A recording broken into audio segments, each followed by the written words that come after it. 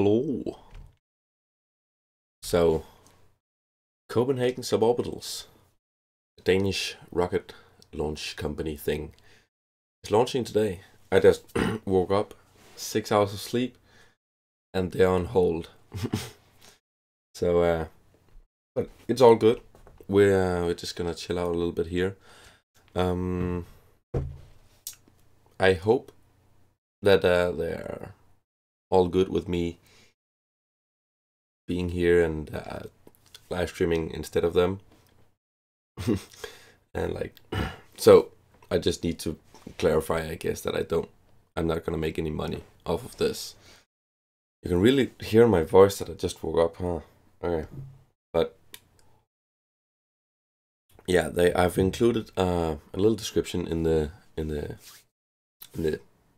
description, and you can click on a link to go to their donate page. You can donate to them. That's what they live off of, basically. Yeah, so that's how they work. So Copenhagen Suborbitals' ultimate goal is to send a man to space, which is the world's only amateur manned space program. They haven't launched a person yet, I think. At least not. No,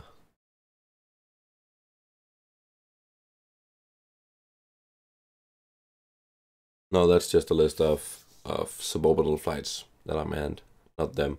So I don't think they've launched a person yet. And the Nexø 2 rocket doesn't launch a person either.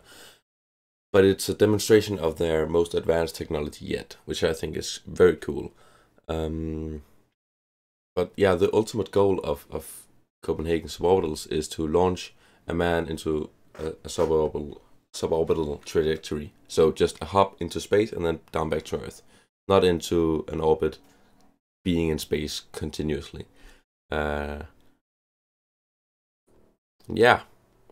as they write on their page here, designing a manned suborbital spaceflight system is no easy task. Currently, there is no manned suborbital spaceflight systems operational, and actually only one system that has ever been specifically designed and proven able to launch people into suborbital spaceflight, namely Spaceship One from Scaled Composites. Yeah. The total list of manned suborbital flights are surprisingly short, which is what I read before and got confused. It consists of just 8 flights. So Alan Shepard, Gus Grissom, Joseph A. Walker twice, Vasily Lazarev and Oleg Makarov on the same flight, two times Mike Melville and Brian Barney, and the last one with Brian Barney, that was in 2004. So we kind of stopped doing suborbital flight. So yeah, I think this is quite cool. Also, as you can see on the wait, I just realized something. I shouldn't be up here in this corner thing. I think this is more like it. I know the quality is a bit low, but that's just how it's gonna be. But as you can see right there, a little slideshow of nice pictures. That's essentially the rocket, and that's where they launch. So I live on this main island right here, where Copenhagen also is, and they're gonna launch to the east coast of Bornholm, which is that island, which is also a part of Denmark, right below Sweden. So yeah, they still haven't gone live, which is odd. Let me take a look at their chat, because they should be writing why. We're now commencing the checklist. Stream will be up shortly. Okay, that was they just wrote that. Okay, great. So now we just wait. Oh, hello. I need to be careful what I show on this that screen up there, because it's just a screen capture, so everything that goes there you're gonna see. There we are, that's the chat. Cool.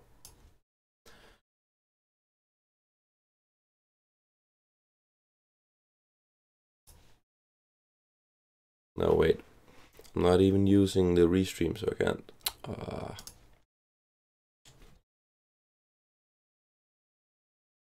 Well, anyways, if you have any questions, you can just ask me, and it'll be I'll try and answer them. So a little bit about the Nexø 2 rocket. It'll be the most advanced rocket yet, obviously. Or maybe not obviously. It is. It's let me write from the about page here. The Nexø 2 rocket class is the Nexø rocket class, because they made a Nexø 1, obviously. I think that failed actually because the parachute didn't go like out, so it just went directly into the ocean. There's a very, very cool video of it just like diving into the ocean. That's pretty cool. Yeah, the Nexø rocket class is a technology demonstrator in advance of building the significantly bigger Spica rocket that will take our astronaut to space. Thus, Nexø is an important part of the Spica roadmap, and the technology that developed and used in the Nexø class will be used in the Spica rocket. Okay, very important. So they have a bunch of past rockets which have all been leading up to this, and it'll all eventually come together in the Spica rocket. And this is the most advanced yet, and the direct predecessor to the Spica rocket. Exciting. The manned one. Yes.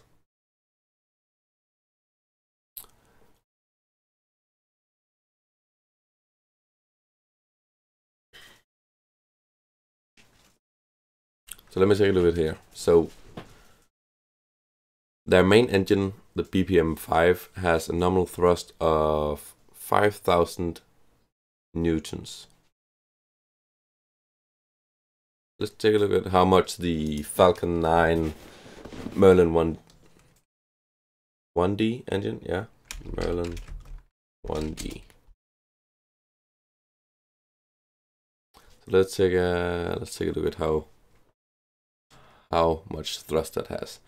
At sea level, it has 845 kilonewtons. And this one has 5,000 newtons, so 5 kilonewtons. So let's take a look at the math here. Oh, that's a calculator. 800 and what? 46, 45. 845 divided by 5. That's 169 times the thrust of the Nexø 2 main engine. Okay, that's a lot.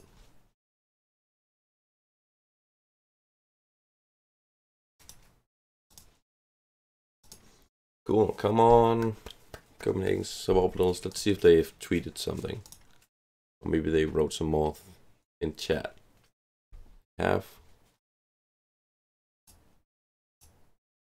We are working hard on the live stream. They write every time I check, so that's pretty good. I get direct updates like that. Mission control is proceeding with the checklist. Okay, so they're all good. They tried to launch last weekend. Yeah, last week. And didn't go well. Also problems with the live stream, the telemetry, I think. So they're working hard. We're gonna get there. Webcast will start in a few minutes. They just tweeted. Okay.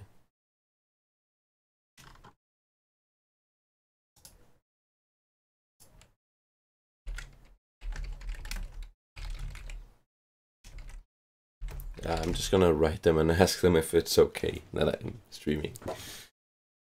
Here, stream. They'll tell me if it's not okay. I'm linking.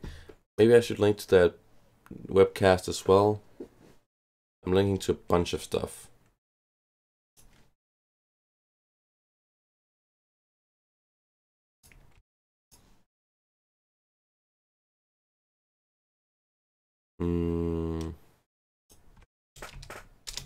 Original webcast link.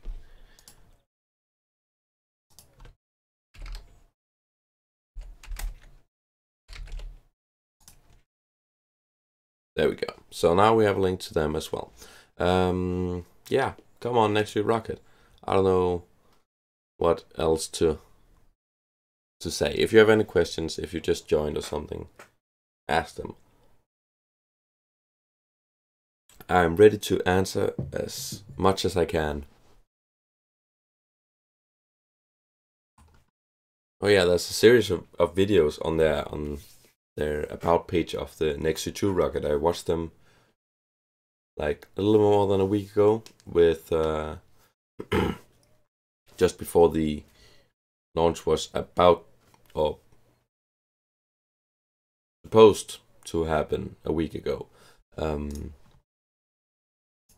So there's what three parts of the video that the same guy from Copenhagen Suborbitals talks about the engine of the rocket, which is really cool. And then there's part 2, which talks about what is it? The plumbing. Yeah, I think it's the plumbing in the middle part of the rocket. How they do the you know, how the thing that blew up on the Falcon 9. Why am I wearing headphones? I just realized. That's dumb. The thing that blew up on the Falcon 9, the helium tanks, I think it was. Don't quote me on this. Go look it up yourself if you're interested. But essentially, when you drain the rocket tanks, the fuel tanks, it's gonna be like an empty space, and you fill that up with something like helium. And the way they do that is talked about in part 2, because you can do that with a pump, or you can do that in different ways, and they're talking about how they're doing it, which is a simpler way or a cheaper way or something.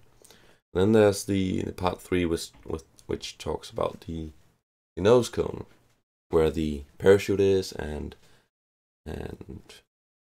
flight controller and stuff like that. The all of the orange part of the rocket. Yeah. Oh yeah, something which is new about this Nexø 2 rocket to all the others, is the cameras. So that's just maybe why they are having some trouble, because I haven't really had any cameras before to deal with. So yeah, I guess it's fair on that part. And then it also have these tiny spikes sort of on the orange part. I don't know if you're gonna see them on the webcast. They're very, very small, but like on the bottom and the top of the orange nose cone part, there's these 4 spikes all the way around, 4 on the bottom and 4 on the top. And I think that's antennas, but only the 4 on the bottom, because on the 4 on the top, he said, was just for stability or symmetry, which I didn't really think made sense, because they're like, it's downwards, so they don't really need symmetry like that. But I don't know, they're the experts. It would be really cool to visit them. I checked out on Google Maps where they have their headquarters and the facility they're actually in the videos, and it would be really cool to visit that and see what they're doing and all that stuff. Estimated launch is now 8:45. Okay, 8:45. That's in 50 minutes. Not bad. Maybe a little bit bad. I don't know what to do in the meantime. Maybe I should play some KSP. Ooh, I can play some KSP and I can do the rocket. Yes. Should I do that? I might do that. Then I can build the Nexø 2 rocket. I can launch it like they're launching it. And then I can go back in 50 minutes and watch the launch. Okay, so they're working hard. You can take a look at their stuff in the description. I think I'm gonna launch KSP, Variable Space Program.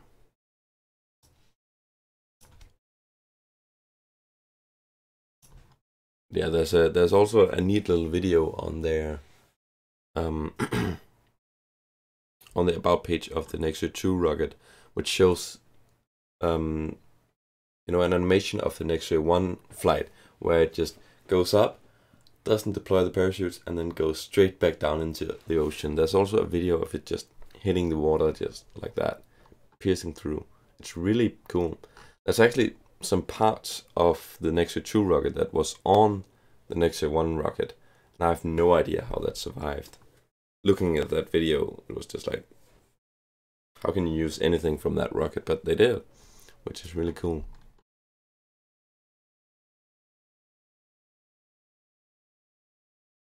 How are we doing on KSP? Is launching. It'll take a bit for KSP to launch.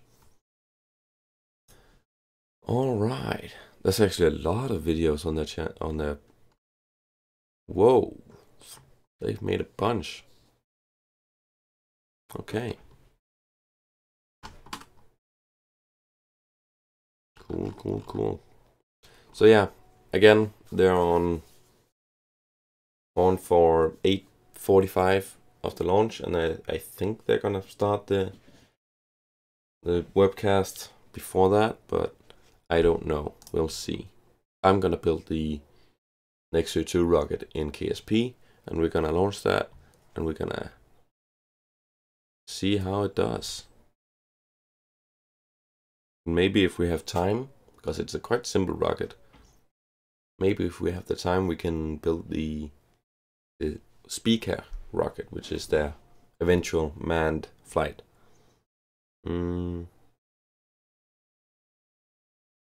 Somebody asked them a question.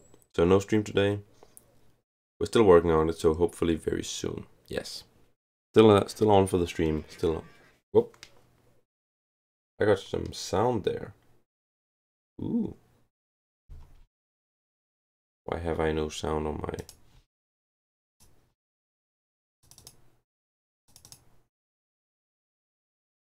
What? I have sound on my live stream on my phone.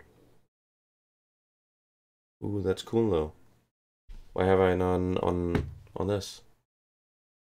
What? Okay, my face is totally lagging because I'm starting KSP. Hey, there we go. That's Jeb. Nice. Not what we want though. I want this live stream to be live, please.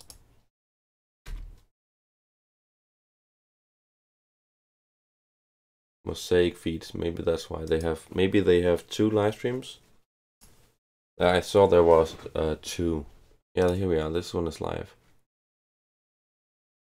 Nexø 2 mission. Hey, there we are. Okay. So this is going live now.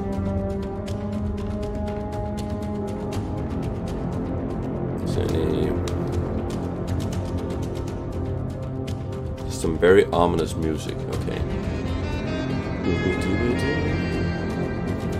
Oh, great. I'm gonna turn that down a little bit.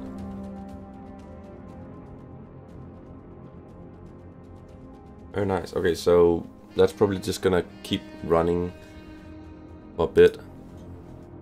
Here we have KSP.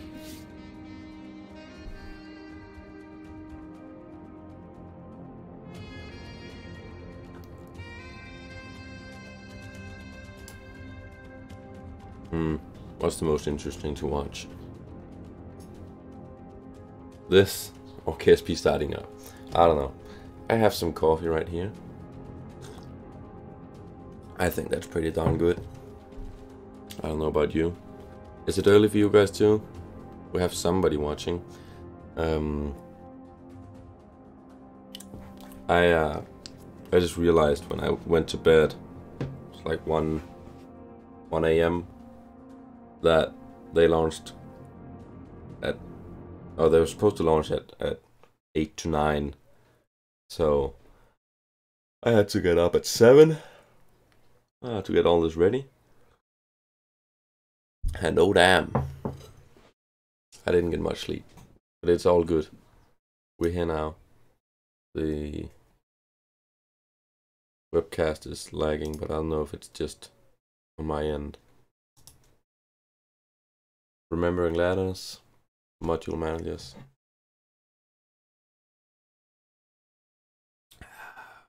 Oh, that's good. Lovely coffee. Okay.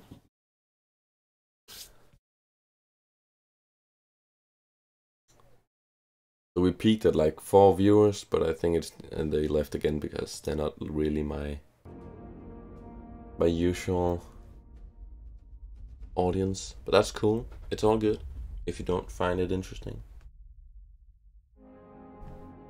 The Nexø 2 mission. Nice. Here we are. And what? Anything else?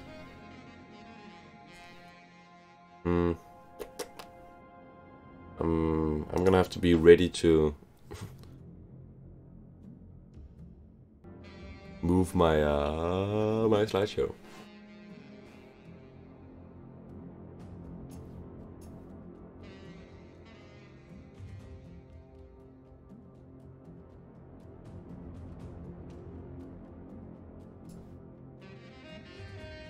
Boom. Then you can actually see it says mission. I think KSP is up and running.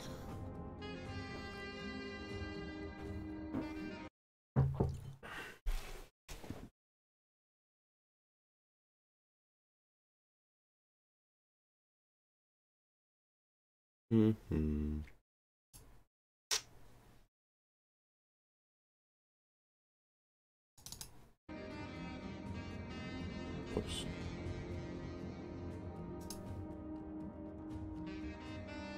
Well, this is great. Great stream.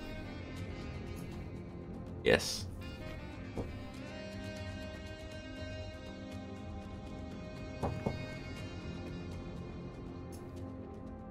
Come on, KSP. You can't see that because of my face, but up here in the corner there's like a squished loading screen. Very tiny. Ah, there we are.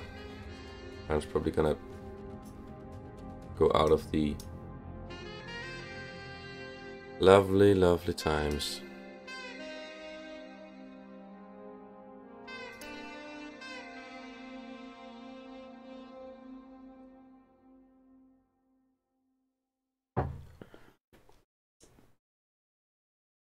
I hope something's happening and it's not just your music stopping. Oh. Oh, there we are. Ooh. Take a look at this.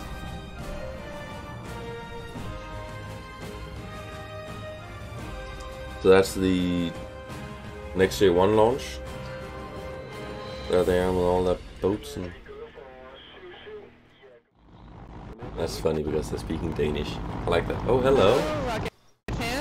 Yay, we're on. I think there's a slight speaker accident here. We are so happy to see all of you here. We are happy to see that there are more than 1,000 rocket fans out there to see the launch of the Nexø 2 rocket. Yeah, we will definitely some issues. The best launch that we had until now. Welcome, and we're sitting here in Copenhagen at our HAB workshop. We are live streaming directly from our launch site, like Sunset, at ESD 139. So welcome. Yep, we are right now at, I think it was 0.519 on the flight plan. If you want to follow along in more detail, then you can go onto the webpage, copsup.com, and look up the article that's called the Nexø 2 Go for Launch again, and in there's a link for the flight plan. So if you want to follow along, you are able to do that. Yeah. So right now we will just guide you through everything that we get from the radio chatter, and we will guide you through what we know about the rocket launch today. Today is not, we're not setting any records today. No, we are testing. A lot of people asking, that's quite a small rocket for a man. So first off, there's no man in this rocket. It's not a manned mission. Nope. And It's our second rocket in a series of rockets after we went over to hybrid, no, by liquid rockets. Yeah. Today we are fueling with LOX, liquid oxygen, and ethanol. So it's a alcoholic rocket. Okay, so the stream went a little bit of a. It's not really the best quality stream. It's they're doing their best. They're doing quite good. This is probably just on my end, but yeah, it's their first, or the Nexø one was their first liquid fuel and oxidizer, which is mainstream in like the bigger rockets, at least for the main parts. So Falcon 9 is liquid oxygen and not liquid oxygen, liquid fuel and oxidizer. That's just RP1. They're using ethanol, which is alcohol, but not alcohol. Not they didn't just pour beer in the fuel tanks and then it launched that. It's highly advanced, but it's very cool. So this is their second time. I think the last time the engine cut out a little bit early, so hopefully we'll see them hit all the different markers down there in the bottom. Okay, so cool. They're actually up and running.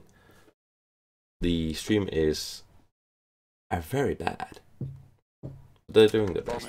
Ethanol mixture of 75%. There we are. Okay, so I'm way behind here. here. Some new technologies today. Now It's that not new on a rocket scale, No. but for us it is new. And the reason that let's go to live again. There we are. Okay. Yeah, I'll just zoom in. It's Much in better the, quality. Back part here of the rocket, so I'll just zoom Let's in hear what here. they're saying. And you are able to see here if you're looking at this part down here. That's great. There are some yeah, what are Nice graphics. Yeah, they're Like helping us. rudders. They're guiding the flame, actually. So that's what these are about. So the tests today are also about testing out this dynamic pressure regulation. And Do you I'll have just signal from the tracker? Over. zoom out. Okay, so they started live stream, no KSP. That's all We're good. also, just as one of the other things that we're testing today is actually new software for our studio.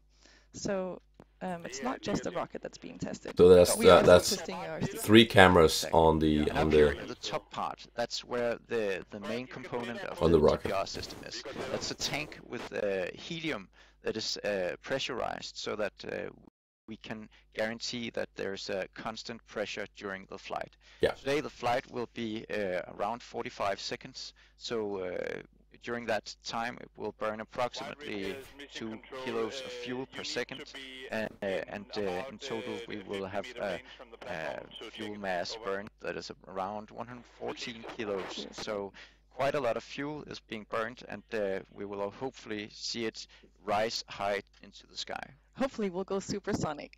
Yeah, it could go past 370 meters per second at the top speed. At the also at the same point, I think it was max Q point. Yeah. So We're very excited. So max Q is the highest we have been, dynamic hearing and air pressure. talking to the I hope that's developers of this right. rocket. Of course, we do not build the rocket ourselves. We No, have enough it's to just do you here. and me, son. Yeah, I just built a rocket. All these They just build the rockets, these two guys. They're pretty talented. Yeah, max Q, as he mentioned, there is the highest, the point at which there's the highest air pressure. It's going the fastest. It's not going the fastest. I really can't say that word. But the combination of the thick atmosphere and it going very fast, max Q is the point at which they like interlap, is that a word? The crossover, and from then on out, the atmosphere of course gets thinner and thinner, and then there isn't really much air pressure to stop the rocket, and it just goes on. Yeah, you can see up there the 8 spikes that I mentioned earlier, which is the telemetry antennas, but the 4 on the top isn't really telemetry antennas. They're just empty cones for what did he say? Symmetry reasons. Okay, I'm having a lot of trouble reaching this live stream. Guys out in the Baltic Sea, they're just There we are. yeah, We Okay. just use Let's go live again. a lot of.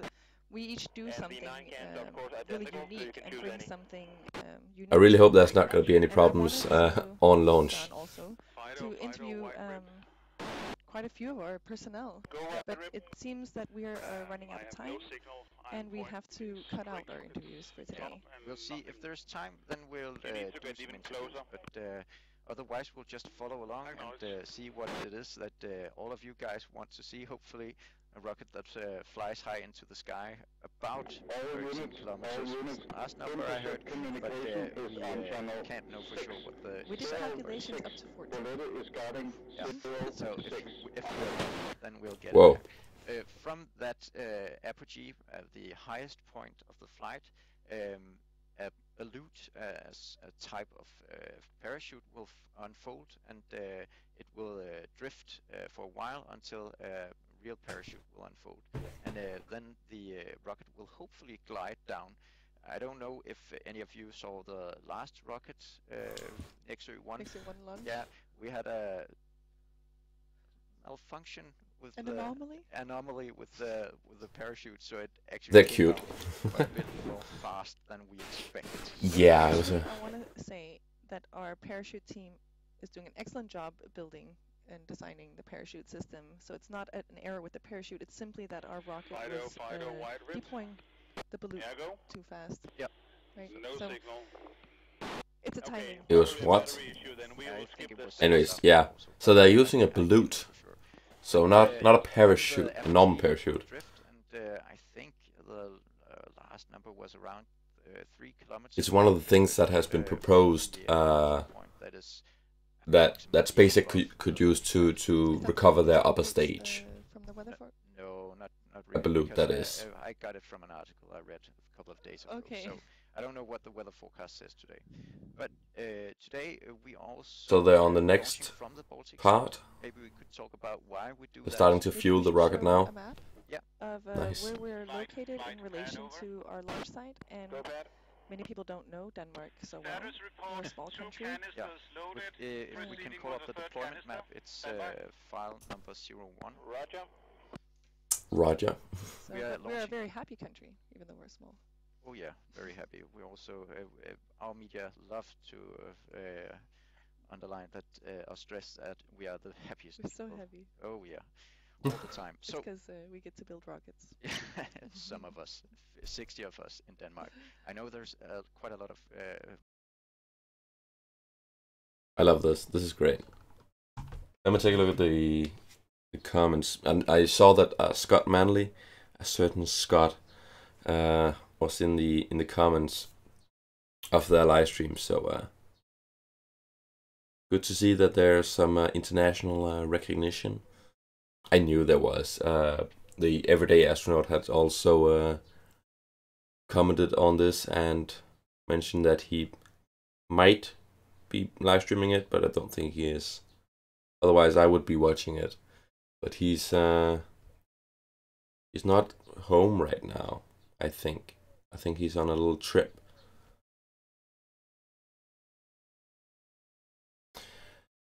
Holy hell! This isn't this isn't great. I think I should just go pause and then live again.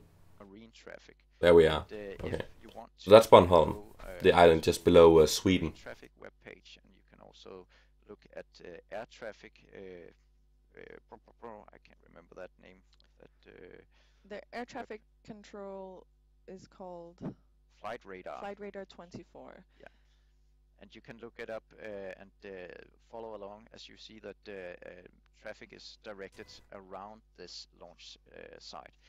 We canceled the launch last week. That was connected to this ESD 139. Let's take a look and see if Scott Maybe Manley we says can pull up anything. the pictures of the rocket again, and then we can talk a little bit more about the. He's just talking to the other because, guys in the comments. control in Sweden Good to has, see. called off the Friendly conversation. launch last week because of forest fires in Sweden that we have a lot. They had a lot of trouble with, and they didn't have the resources to close off an entire airspace. 130 ESD 139, I've heard, is one of it's pretty trafficked area. It's a So- quite busy air traffic area, yeah. So right now we are looking at the Nexø 2 rocket. See that it's a pretty huge rocket, but it's as you mentioned earlier, it's not large enough for a man. So we are testing out technologies to make sure that we can upscale it to being able to launch a person 100 kilometers up into the air. And people who aren't into rocket building or manufacturing or machining and things like this, engine building, may not realize that with most things, you can say that things are what is it called when they're similar? Like you take and you can just upscale it, and you expect it to have the same dynamics and results. And Oh, okay. it's not so with the solid, the hybrid engine. Sorry, which is why we've gone over to the hybrid It's or the bi-liquid. somewhat easier to upscale, but nothing is easy, and it's also much more expensive to do the planned speaker rocket. So that's also why we are trying out on a small scale first, Okay. and then we will It's at a later time be able to do hopefully the speaker rocket. Right. Yeah. But our dynamic pressure regulating system and the jet vanes and most of the technology should be pretty simple to upscale. okay, Is that cool. correct? Because I was wondering about that. Yeah, That I just say the yes, speaker but- rocket has to be much larger to. That's a check lot the of now. talk right now. Have they thought of? And no, we Has to be much larger to carry a human. So, oh, there we go. There's a guy with a camera with a sock over it. Nice. What we see now is a live view from Nexø rocket. It is on board the We just heard some confusing about what transfer was complete. launching from the We'll Baltic open Sea. the fuel vent The again. reason Is that that correct, we over? are launching out there is We that are still loading the third canister. Denmark is not a very big Please stand by. country, so we don't have areas large enough But the fuel on vent is land. Okay. There, it is very hard to understand what they're saying. People are saying in the radio transmissions. I'm getting very confused right now. But yeah, I was wondering. Fuck. that was my pen. But yeah. So the speaker rocket has to be much larger to carry a person, obviously. So wait, there's actually a diagram of the different rockets compared to each other. Where is that? Blog. Mission speaker.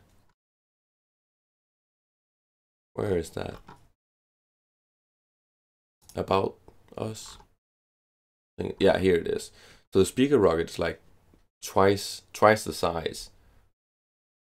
You see right now, it's actually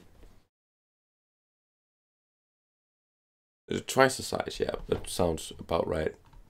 And diameter is like bigger than that. Cool. I don't know where I was going with that. The technologies have to be upscaled, and I was wondering how they were gonna use some of the technologies from this in that, but apparently The launch it's easier pad, with so they're actually kind of taxis at the moment. this type of Yeah. engine. And then the stream cuts out when I get back into it. Great. Why am I streaming this? Well, Crazy Kraken, welcome. I'm streaming this because it's in Denmark, where I'm from, and I thought it was interesting. And I kind of wanted to try it. That's why. I thought that I wanted to watch it and then try and get more people to watch a small rocket launch and see if it would be interesting.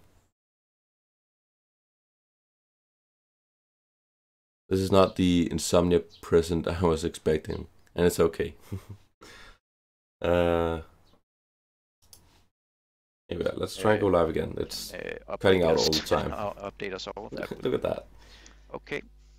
But definitely, there won't be that many people on the launch pad when they're loading locks. And at the point of loading locks, yeah, there's a lot of people very close to the rocket. Minutes.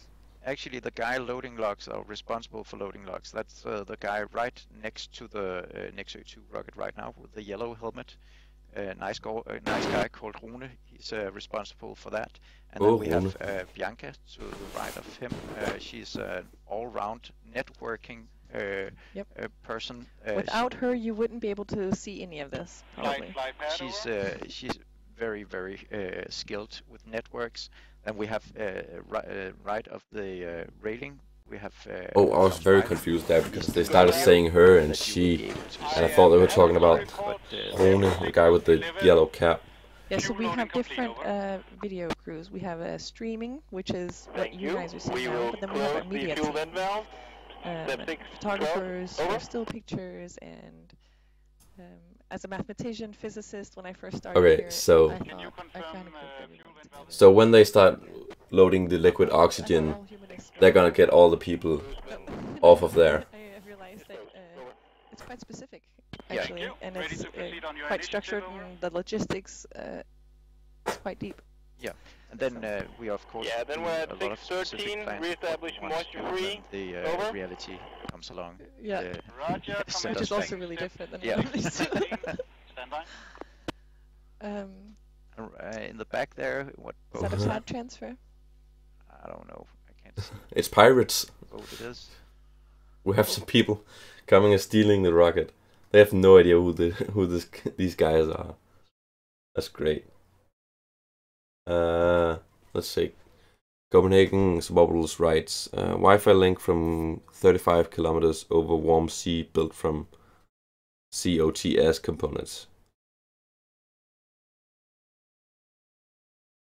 Yeah, I think the 35-kilometer gap between the platform and the land is causing the interference.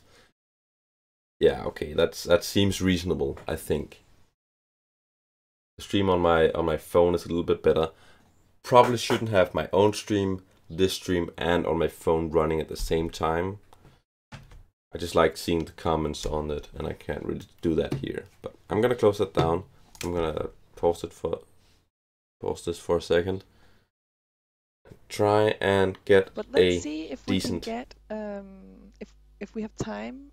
get a decent stream. Yes. Looking forward to this launch. I Ooh, wish we new had a camera. replay button so we could. Yeah. While they're doing recovery, we'll just watch the replay. No. And the guy to the right of the rocket right now with the military sun hat, he is Pat. That's Jakob Larsen. Jakob Larsen. And yeah, he's responsible Joe. for everything going on right now. He's our pad lead, and he's the last person to leave the launch pad also. Okay, cool. This So guy. when we see him leave, then we know it's. You see, about he's time. standing with a Yeah. checklist. Then nobody should come back at least. Yes. It's really cool to see such a small rocket and just everyone just humming and doing things right around it. You don't really see that with a normal, or like a bigger scale launch. Now we're on a quote unquote hold again. Great. It's not a hold, it's just my stream. But yeah, you see those black and white paintings? That not. I don't think that's just for show. I think that's kind of like with the Saturn rockets. So they were painted similar to this, and it's to take it's to see the roll of the rocket. I think with the cameras instead of like, so you can actually see physically easier if the rocket is rolling, which is something you don't really want if you're just going up and down, I guess, and you're not doing something like the space shuttle and you're rolling and tipping on your back. So that's why it's painted like that. And you also see some small people right there. I don't know why they're there. Some of you may have seen Oh, he's gone now. video where he Right. explains. We have many videos out on our YouTube channel, You do. and you may have Just seen a saw. video where he explains about the CS Duino and why we had the need to build our own computer and what demands he wanted to compensate for. And No, I didn't really see that. That's yeah, are we going to interesting. be able to use it for all of our rockets, or are we going to need to expand on it, or are we going to start over with something new? So give me 1 minute, and I'm going to go outside and check to see if he's available, and we will be right back. Thank you.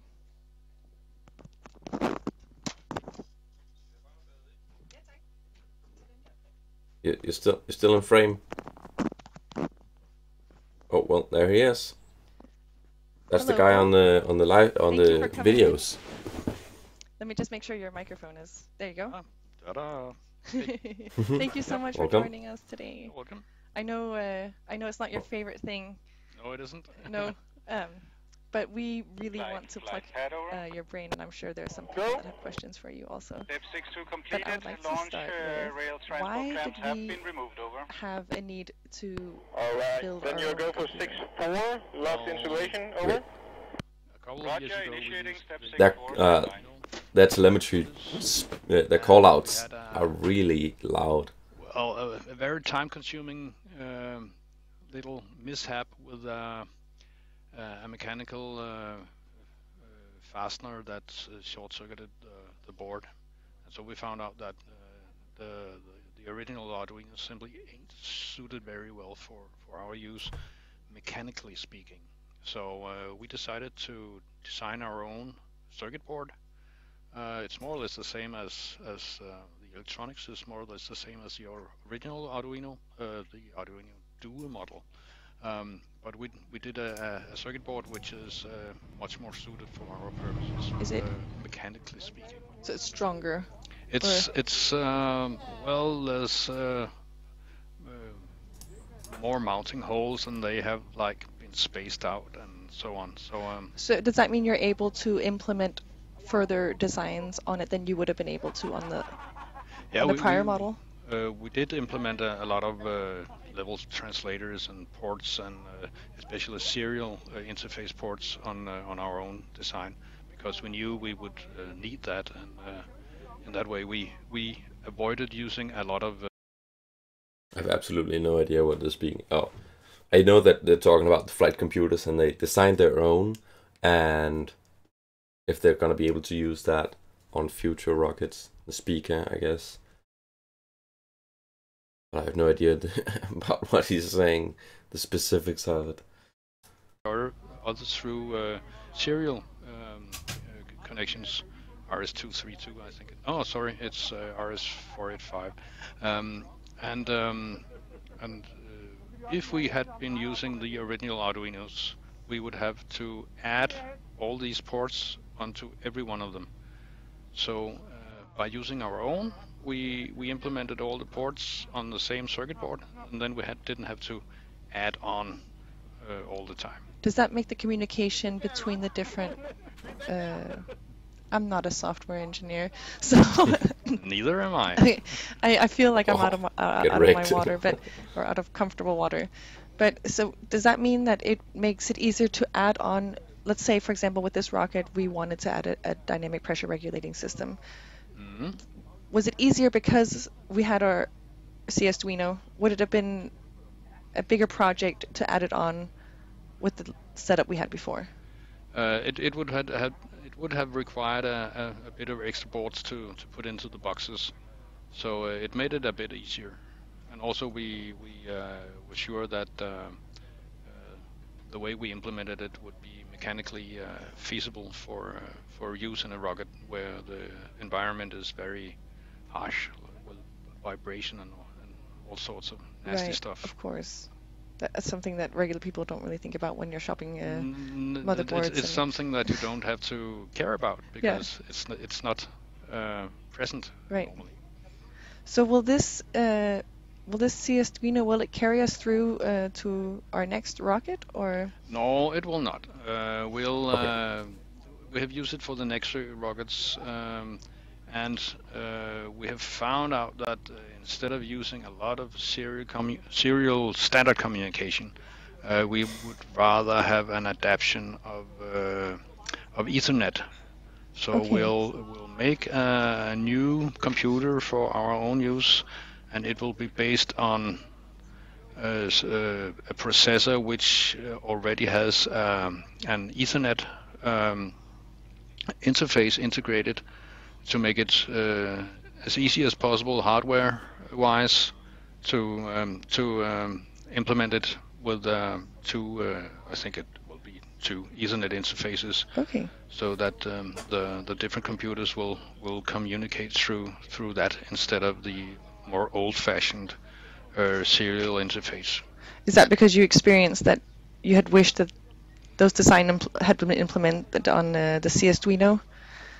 Is it because we have had experience with the CSduino that you are changing the design, yeah, or is it because the rocket has different demands? It's we have found out that although we thought initially that all the serial connectors would be a good idea, they are a good idea, but they work fine, but they require a lot of wiring through the rocket from one end I to see. the other and back Alright. again, and So that wiring That's not we would so- like to yeah. minimize as Right. much as possible, and that's why we Okay. go I'm here for right now. I have an Ethernet.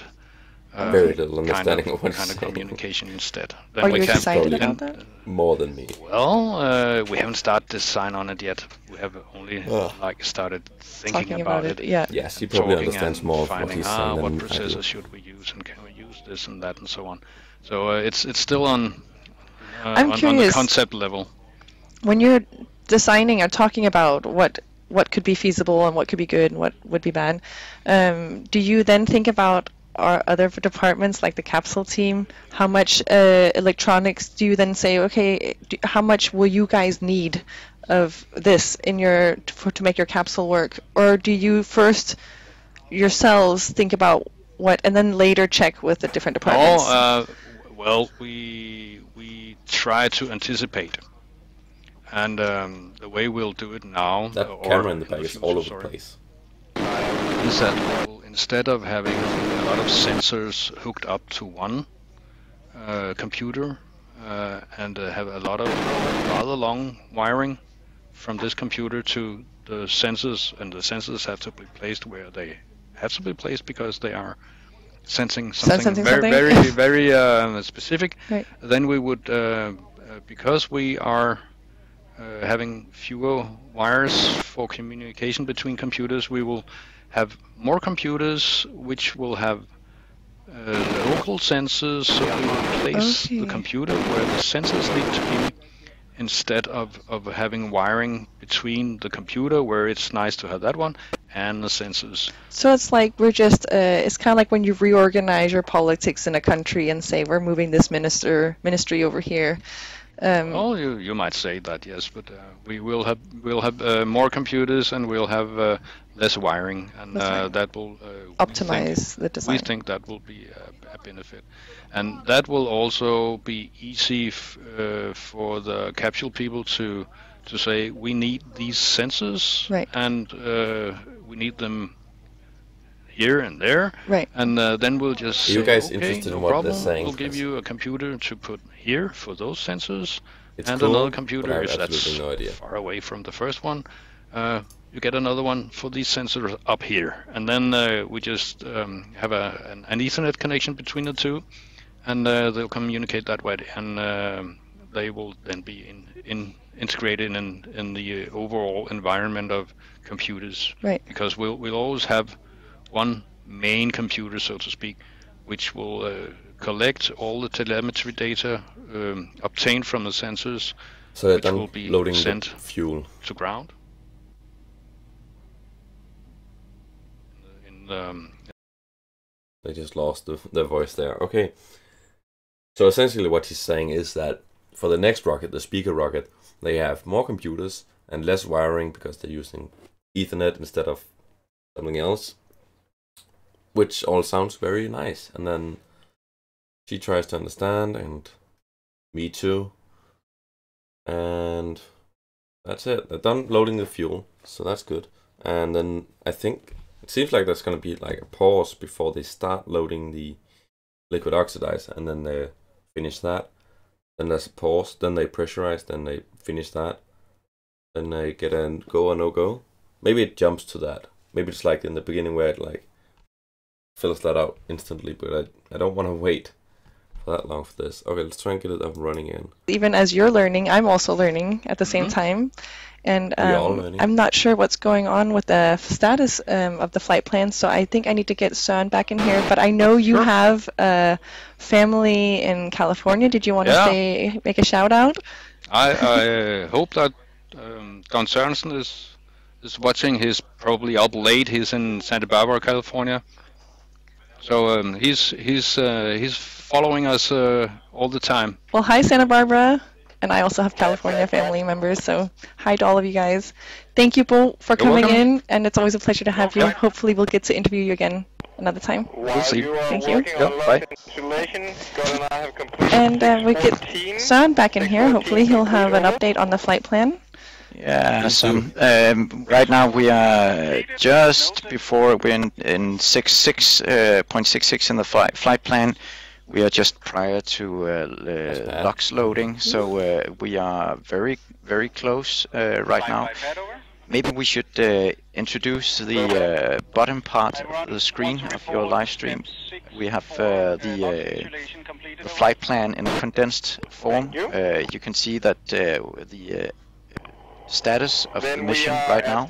You can see people are just at the moment picking up their stuff and are loading them into the RIP boats. But in the bottom you can see that we are at the part where the fuel has been loaded, and we are preparing for LOX loading.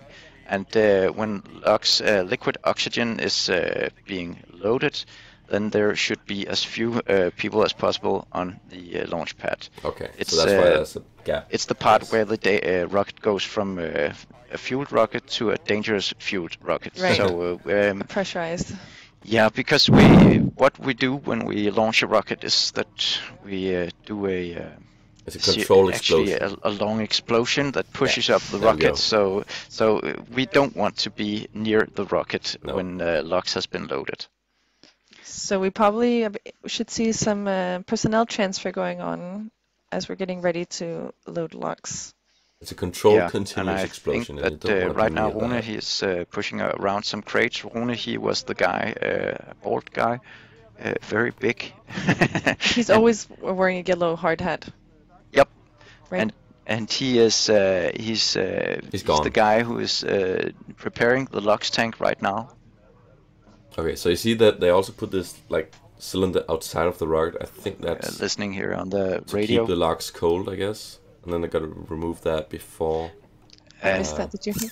No, they're talking about that we have some communication errors. Like people on the stream will see that the screen will flicker almost constantly, and that's because we have packet losses on the network. Okay. We are streaming around 40 kilometers out in the Baltic Sea, so that's quite a lot of way to transport our data. And a lot of people don't realize that we don't. I mean, maybe when I mention it, it becomes logical, but we don't have our own satellite, and we don't have the rights to a satellite, so we can't, like NASA and SpaceX, have this fancy communication. We are actually streaming because of a home-built, it's an old Autohelm that has been rebuilt with a Wi-Fi router.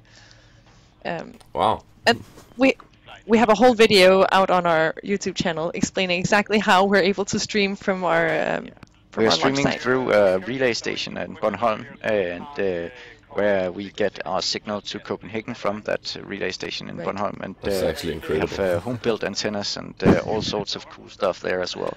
We like to build things ourselves for some reason. The cameras are not built by ourselves. No. We don't have that skill. We can makes build rockets. Makes sense that that's a lot of noise. At the moment, there's still for some reason LOX loading is imminent, but we will get you the updates as soon as possible. Thank you. And the weather is quite hot as well out in the Baltic Sea right now. We have I saw It's so hot in Denmark. a thermometer on one of the production screens saying around 28 degrees centigrade. So in Denmark, that's pretty hot. That's pretty hot. Yep. Especially when you're... There's like a heat wave over Denmark right now. There's been for a month. It's horrible. I mean, it's lovely sometimes when you go to the beach, but then a lot of people can't sleep, and I have to sleep with my window open. All these animals are crawling in, and hurts. Sad life, but but yeah, it's like, okay, so it's 20 minutes to 9 right now, and it's 21 degrees Celsius. That's not normal in Denmark. That's what you go to holiday for. out in the middle of the ocean, Okay, where there's a cool have it.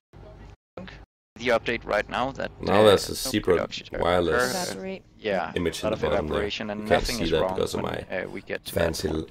It's only slideshow. if we see people jumping into the ocean that we will probably cut away and say we have a slight malfunction. So Slight malfunction.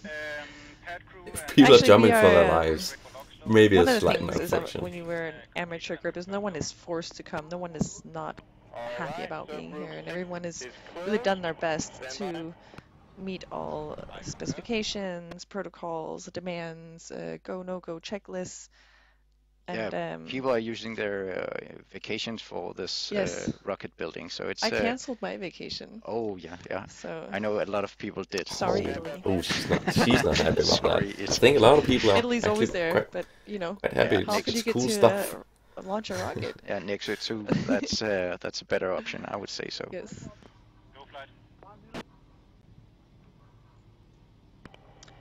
But And do we have any of the diagrams showing the dynamic pressure regulation? Yeah, they have to clear Oh, the yeah, we airspace, and there's a have, plane flying around there. graph of that. If we could call up the TPR I could graph. see if It's called 07 thrust TPR. They don't really know what to do right now. I can feel. We are so that it's Me coming neither. up right now. Me neither. because perhaps Scott would want to. He's Yeah. such an expert at it. It would be fun to pull him in here. Could and you have him- call him in and then? Oh, that's not the right one. They don't really have a plan for what to show at all times. Yeah, But it's cool. and, It's the right first now we are live stream, I live guess, streaming so. from Copenhagen in a small caravan. So it's actually pretty impressive that Peter Mask, the guy who also built the Snowmix, has been able to pull Oh, off hello. a working green screen diagram. Yeah, And, I don't know why right now they we chose have, to go with a green screen, but I'm sorry guess to it's say because they don't have a cool bit background. low resolution graph image, and I'm Pretty low resolution. apologizing for that, but that was what we were able to get at short notice. But yep, and you can just pull in here. With us, we have Jørn Skødt. Hi. Yeah, Jørn, you're our happy helper. You're all-knowing. You can answer every question. Yeah. At least with a He yes knows or no. everything. Yes, Yeah. exactly. Yeah. That's right. So right now we're looking at some graphs. We are talking about the DPR system, but we want to talk a little bit about DPR? how does the DPR Okay, system so work. Could you on the top right there you can guide us see, through the Yes. DPR system? bunch of stuff. The basic Oh, hello. problem with the traditional way of feeding the engine is we have a pressurized gas in the top of Now they put a fancy newsroom sort of thing in the background. and when these are depleted, Yep. we use the fuel and so on. This the pressure will fall in this ullage. Yeah. The pressure. So we add an extra very extra tank with a very high helium pressure. So we are able to feed each of the tanks with A little bit louder, please. helium pressure, so that we are able to give the exactly same pressure to the fuel and to the logs during the whole launch. And what we see on the graphs here, that's the most important part here. Maybe we could look at the bottom left, where we see the force from the engine and versus the time. There He you just can see he just explained the filling up of the tanks with helium to pressurize it, to have constant pressure all throughout the flight, while the fuel is emptying. But how is that compared to the launch that we will see today? Pressurized. I can't just see it. This one? Yep, the one in the bottom left. You really need to turn him up, man. Test. Yes, so that's a DPR test. But what do we see here compared to what we would see? We will probably see exactly the same curve. Yeah. A very flat curve.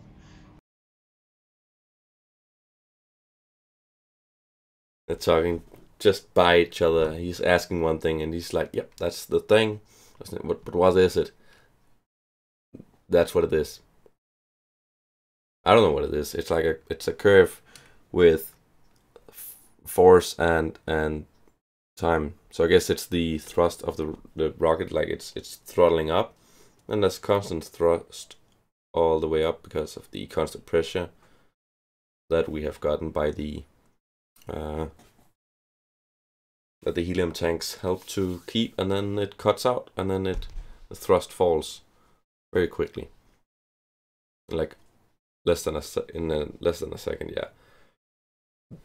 Or like, no wait, that's like a little more than a second. So that's essentially what it is. Very simple graph, I guess.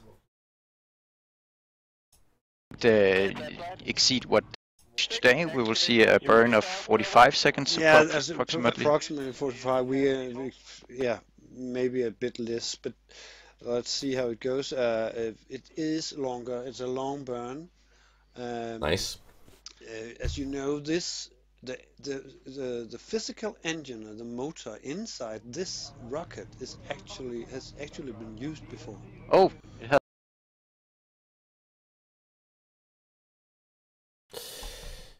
I want to hear that.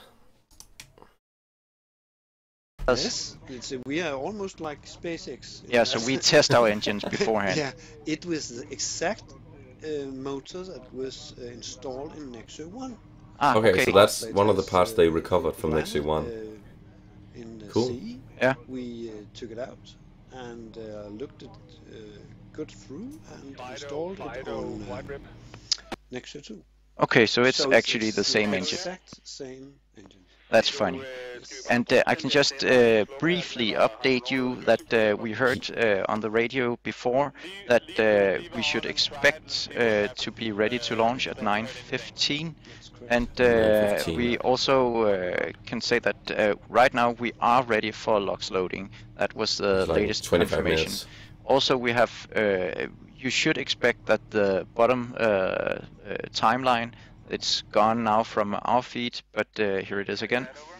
It is what? Okay, so basically what he said, I don't know if he was too low. He doesn't really have his microphone in front of his mouth. But what he said is basically that the engine, they're almost like SpaceX, because the engine they have on the Nexø 2 rocket here, they actually recovered that from the Nexø 1 rocket that just plunged into the ocean. So they recovered that and some other parts as well, I think, and just put it in here, tested it a bunch of times. There's some very nice test videos on their website as well, and it just works on this one as well. We hope it works on this one as well. It should. It does in the tests.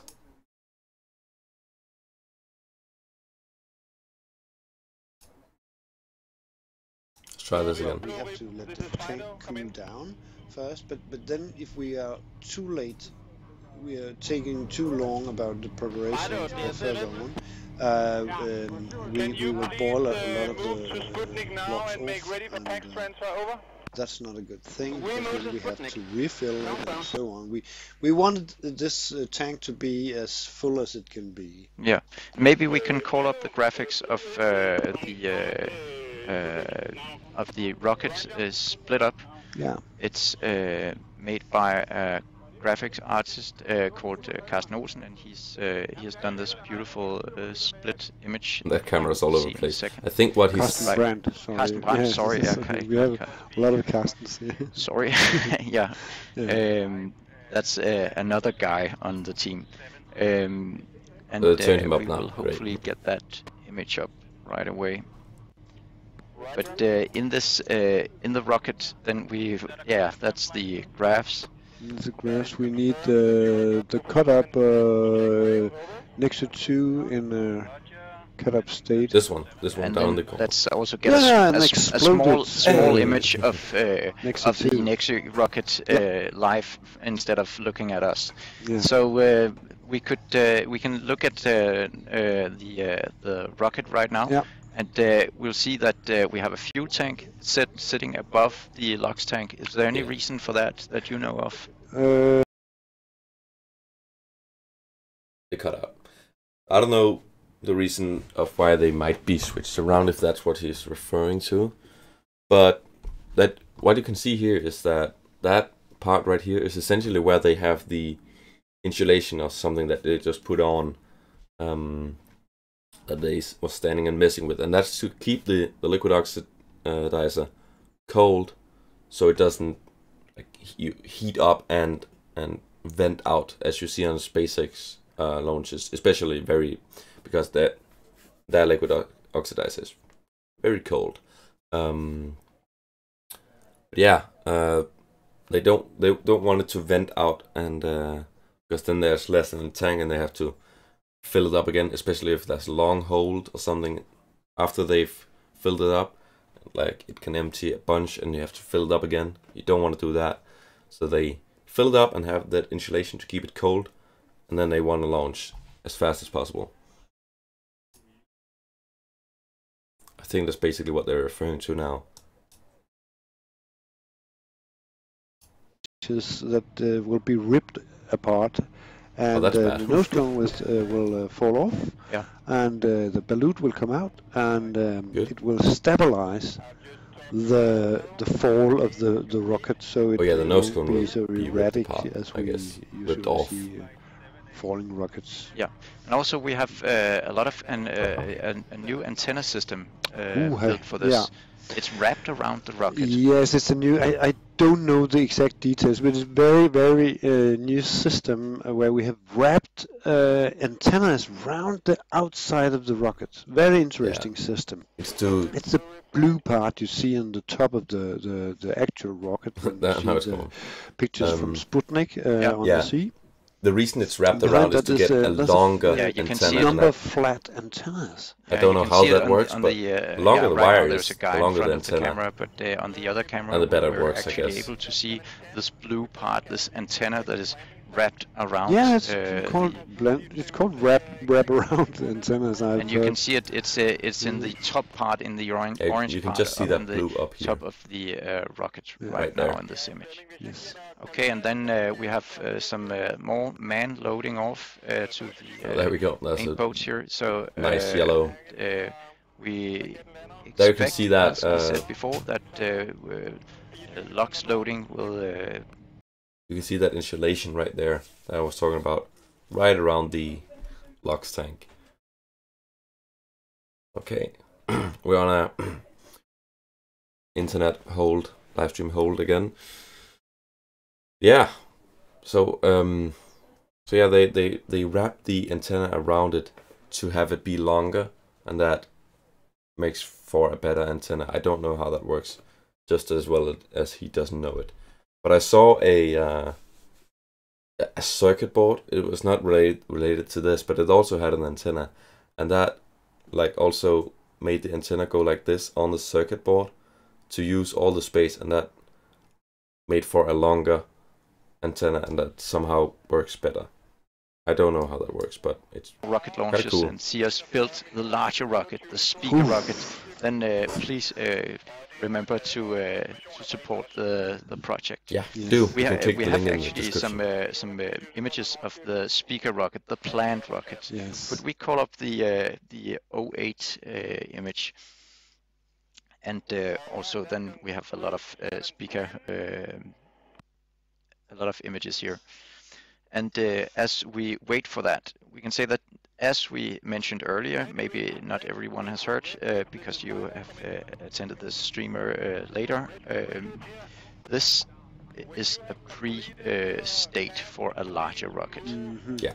Could you tell us a little bit about that? Yeah, first of all, this is we call it a technology demonstrator. Yeah. This launch of the Nexø 1 and Nexø 2 will demonstrate that we are able to control that. We have the complete control over this technology that is necessary. DPR system. The DPR system, all the electronics, the attitude control, the steering of the rocket, and so on, and the parachute system, which is in itself is extremely complicated, to be able to launch a rocket of the size of Spica, which is a 1 meter rocket. It is 1 meter in diameter, and with a capsule on top of it, with the space enough to hold a human being. There's room for him here, and he will not sit comfortable, but he will be in there. Yeah, but it's a kind of comfortable because we've talked about it. It's very important you can stretch about while waiting, but it is you're sitting in a very comfy way for a period of maybe 15 minutes. If you're sitting there for an hour or two, I think you will have some problems. Yes. As you see so with funny. The Soyuz launches, that people are strapped in. Andreas Mogensen, the Danish astronaut, a good friend of Copenhagen Suborbitals as well, he said that he was very sore in his legs after being there for a couple of hours before launch. So it's You're sitting in an awkward position and you cannot move. It's never funny. Yeah, but that's of course for safety's sake, that you're not able to injure yourself during the landing. Exactly, and the takeoff, because the G-forces can be quite immense. He's probably leaned back a little bit. Right so now we are still looking at the Nexø 2 rocket. It's wrapped in some kind of tinfoil right now.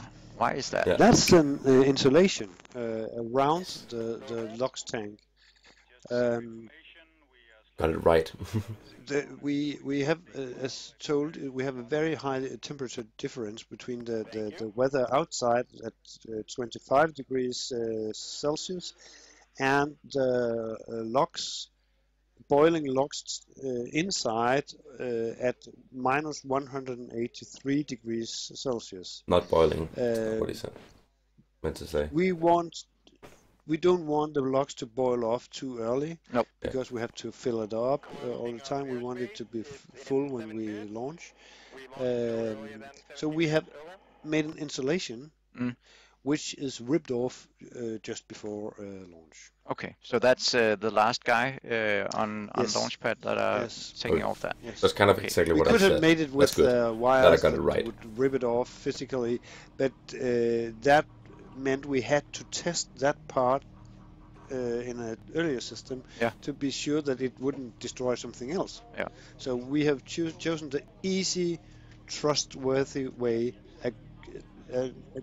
A guy goes to the insulation and removes it. Okay. And if someone is listening to the radio chatter before, it was just some in Danish, some talk about the camera positioning. So no important information to gather from that.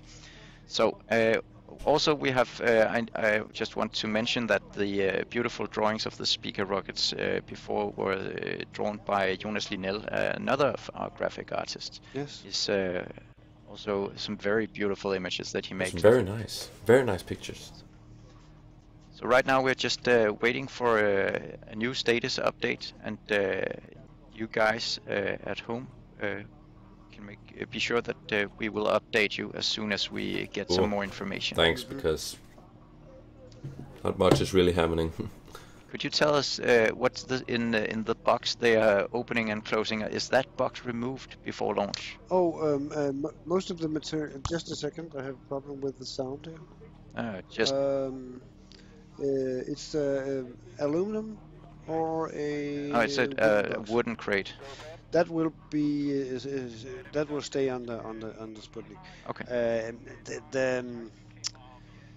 The forces put on Sputnik during the launch isn't actually Sputnik is bad, the because if platform. you look at Sputnik, it's a very funny vehicle, boat or whatever. There's the whole the top of the what is it called? The floor, the deck is actually holes. Yeah. You can see directly through to the sea. Okay. So all the flames and the immense winds that comes during the actual launch will pass through the wrist. Looks like through the floor. a bit of Yeah, wind. the deck, The yeah. rocket Yeah. is just dangling. And that like, means that the surroundings are actually not that bad. I wouldn't want to have For the my vessel. rocket do that. Exactly. Okay. How fast does it sail? Because it must take some time to get the more than 100 kilometers over to the SD 139 from Copenhagen. Yeah, okay. Well, when it's sailing by itself, it's only sailing three knots or so. Okay. That's nautical knots. Yeah. So on this trip to Bornholm, we had it actually tied up to Bolette Munksholm, and that dragged the vessel all the way to Bornholm. Okay, so it's been dragged. Yeah, and in that way we reached a speed approximately almost double as much as earlier.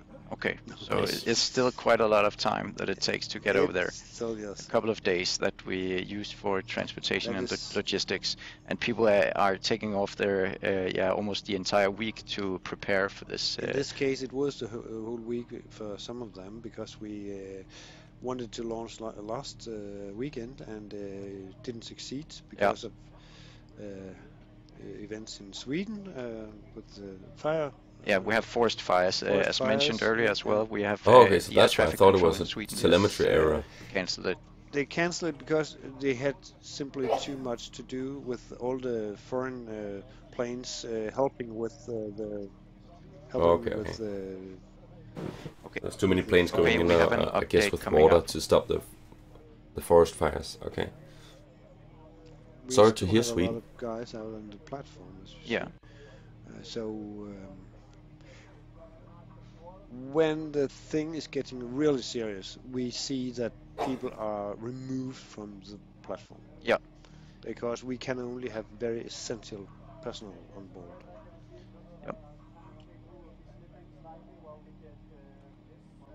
So again, that guy with the military hat there, that's the most important guy. That's the one who's gonna be there for the longest, I guess. And then this guy with the yellow cap. Also important. They're having fun. Keep mentioning how people have taken all their week off, and that sucks. But guys, they built a rocket and they want to launch it. It's cool. They want to do this. It's amazing. Now our people are going by. Okay. Any questions? Step. Hello again. Yeah. The winds. Okay, so sorry for actually, the they're very cloudy for short interruption here. We just got a message that in about 5 minutes we will have to cut off the speaker sound for some technical reasons, and we will of course get back to you afterwards. Cool. And or it's like a reset at all or times something. follow the live stream of the Nexø 2 rocket. As I understand, people will listen to the radio, so we will not interfere with with the very important and very fast communication that we expect in about 5 minutes. Yeah. Oh, okay. And that's because of the LOX loading will begin. Yeah, and that's actually one of the questions from some of the viewers from earlier. They have asked, is it possible for you to not speak on the when we have the interesting essential radio communication? Please do not speak. I don't know if you can hear them. That's That is one of the reasons why. And then can be some problems there with the delays so that we interrupt it. So, but you can also go to the mosaic view of this live stream, where you will be able to listen to the P5, the radio, and just the images of this rocket instead of listening to us talk about it. So. The last thing I want to talk about here before you leave, that's the LOX tank. We can see it in the picture right now. The insulated part, yes. Yeah, but the insulated part. Why do you say that? It's insulated from. We have this metallic surface you see around it, wrapped around. Okay, so I don't know if you heard. I was speaking about the insulation again. It's over here. You can see it. I don't know if you heard what they said, but they were speaking about in about 5 minutes they're gonna be silent because of all the call-outs, like all the communication that's gonna be. That was the liquid oxygen tank. They were talking about how there's gonna be a lot of communication. I don't know if you heard what he said, so they can't interrupt that. Gonna be a lot of communication when they're loading the LOX. So that's coming up right now. And they don't want to interfere with that. And then some people in chat asked if they could stop speaking while the call-outs are there, and then some delays. Oh, hello, that was a hand. I'm gonna get back into it, but they should stop speaking around the call-outs, but there's a little bit of delay, so that's hard for them. Our producer, he's making sure that you can listen to everything that we say. So we have this LOX tank, and we have enough LOX, and we should be ready in a couple of minutes to see the LOX loading begin. Yes, that's right. Nice. Let's see, what can we read from Good stuff. Surroundings. We have a lot of guys already out in the RIP boat. Yeah. How many RIPs do we have now? Because we just got a sponsored boat. Yeah, can I remember, because then we had one off and another one came to. It was from 3 DSC. or 4, yeah. 3 or 4 out on the sea. How many RIPs? I think they're talking about these boats out here. The one that's I'm not sure. They have some boats, and they have given us as a gift one of their RIPs. Yeah, we want to thank them for that, of course. Thank you very much. Because of an engine error we have seen on it, it's still standing here in Copenhagen. Okay. But then they came all the way from Jutland to Bornholm and have delivered their own RIP boat. Okay, another RIP boat. So we borrowed a 140. So they're actually coming here and helping us on their own. Money and time and so on. On earlier launches, we also had the Marine helping us out. They're not here today. Yeah, I could say we don't need them, but it would be nice to have them, because they have a more it's easier for them to make people understand that they have to leave the area. They were there to enforce the no flying, no boat zone. Exactly, because we don't want people. Ripstream. Okay, so they've had the Marine Corps, I guess, on previous launches. Didn't know that. That's cool. As he said, they don't need them, but they're an authority, so people really listen to them. I guess that's what he said. Would have been nice if they were there. And while we prepare here, we cannot launch the rocket if someone is in the zone. I think we're starting LOX loading now. We actually had on the Nexø 1, we had troubles with a lot of boats coming into the ESD 139. Yes. So we of course hope that this won't be an issue again. Exactly. But we can't know, because that's out of our control. You can see the vending at top there. Exactly. Yeah, right Okay, up here you so see the venting. right now I see that some hissing from the top of Yeah, the rocket. they Is are that- using ear protection. I can see. Yeah, and why is that? It seems they are venting the LOX Yeah. tank. Yeah. I can't hear the radio communication, but it seems it's a venting of the LOX tank. If they are maybe the valve had got stuck. It should be remotely controlled. Right now you see a lot of steam coming out. Actually, it's not steam. Oh, well, it is steam.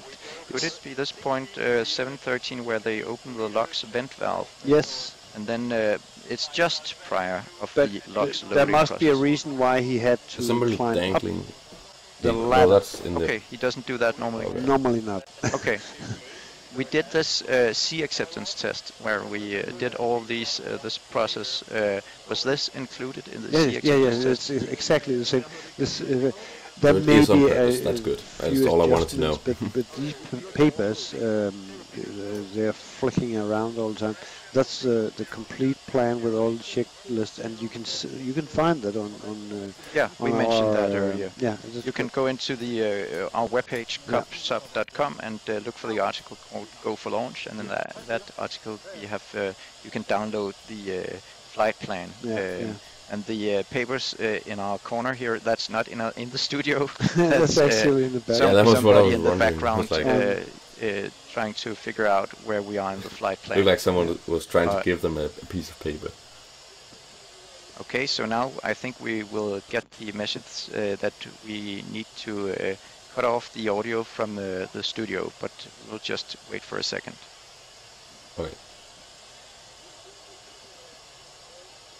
They're gonna cut off the audio, and then gonna hear a bunch of callouts, I hope. Så må de bare. Then let's see the launch together. Yeah, so right now we are being told that we need to cut down on the audio chatter here, and we'll just listen with you to the radio chatter. And you can, as we said earlier, go into the copsat.com and look at the flight plan yourself and follow along with us. We are not far from being at able point to launch. number Nice. around 7:15. Can't wait. At least. Yeah. Yes. Okay, so cut it, and we're gonna hear a bunch of callouts, and they're gonna focus on. Oh, sorry. Didn't get enough sleep. Loading this LOX, which is tough, I guess. I have a nice view of the skies pack. Here we are. Is it running? There's a tube there that's running up into the rocket. Someone's looking at it. Is it going well? It's still venting. Okay. Oh, that's a packet loss and a half. Now it's venting out the bottom as well. Okay. So they were set to launch in 1 minute. That's what they said 25 minutes ago. Not happening, I think, but not very far from it now. That they're loading the LOX, and then they kind of want to launch it as fast as possible. You see, there's a pressurizing as well. I don't think that's gonna take very long.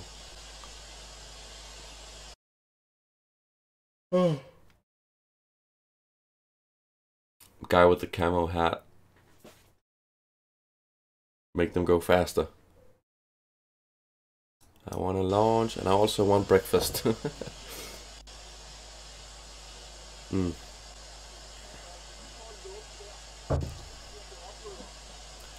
Well.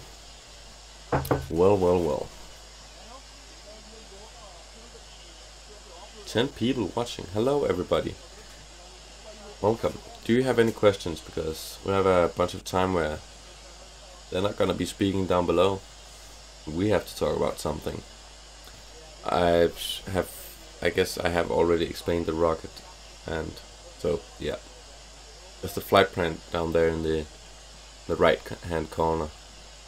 You see that balloon? So that's what I has been theorized, or that's, yeah, that SpaceX could use to recover their second stage. Okay, so we read you at 50 liters, over. Yeah. We were just about to phone it in. We still have a lot of boiling off, so expect boil-off rate to be high, over. Okay, so they're boiling we also have 4 bars in the tank, over. A bunch of logs for some reason. I don't know why they would be doing that, because I haven't really filled it up with anything. Maybe you guys can tell me. I have absolutely no idea why they're boiling off nothing. Well, I guess it isn't anything. It isn't nothing. I know what I'm saying. Flight pad. Go pad.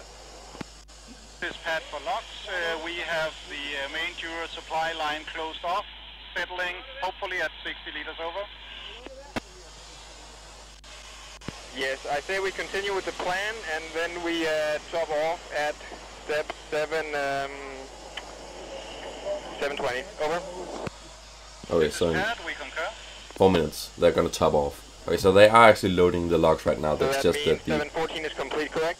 in the bottom there it doesn't That means follow. step 714 is completed, over. Okay, so they completed the first logs fueling, I guess. I just need to just top it off just before they pressurize it. Well, that's a lot of wind. Go flight. We have got, it is moving to launch position 750. I can't decipher that. That flight. Go flight. We are at 716. We will turn on video transmitter now. Over. Cool. Noted. Please continue. I promise I'll translate if they say anything in Danish, or if I hear anything in Danish. Maybe they're speaking on Sputnik, the platform, that is.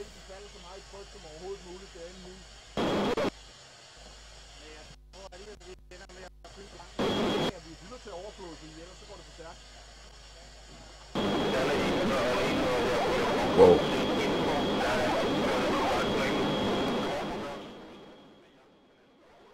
I can slightly hear some Danish chatter, but I can't really hear what they're saying or what the conversation is about. I heard someone saying that then it goes fast, so I think it's probably something about the logs. When something happens, then it's going fast. That's all I can come up with. Here we are. Get off, Sputnik. Get off it. I thought there would be less people for logs loading. I wouldn't want to be that close to the rocket, knowing it's just a fueled explosion ready to happen. People are just climbing up and around it.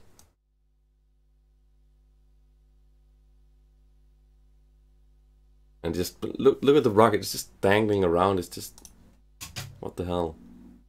It's just getting pushed around, messing with the wiring and valves and stuff. This is crazy. Amateur rocketry, man. It's good. It's good. It's good. Okay, so they would be topping off in 1 minute, I think. Less than a minute. Blå rib, er du på 67 skift?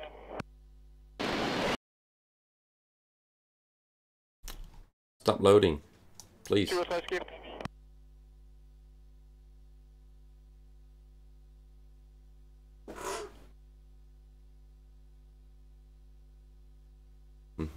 Yes, yes. Det er C-rib, det er flight skift. I didn't get that. Her er C-rib, kanal 67 skift. Tak for det. That was a bit of Danish there. Røde rib, det er flight. Er I på 67 skift?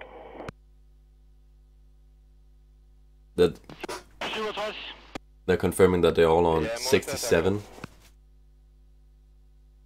I don't know what that means, but they're calling out to different people and confirming that they're on 67.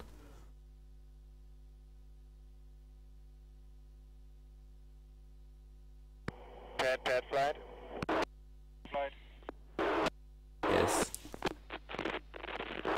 Vi er stadig i færd med at spænde videosenderen op. Standby. Modtaget. You see some people down there in the corner with that, like, a green screen. They just mentioned that they're still setting up the video for that, I guess. There's some people down there and like god damn, there's a lot of compression errors or packet loss or whatever. It's really bad. Never seen anything like it.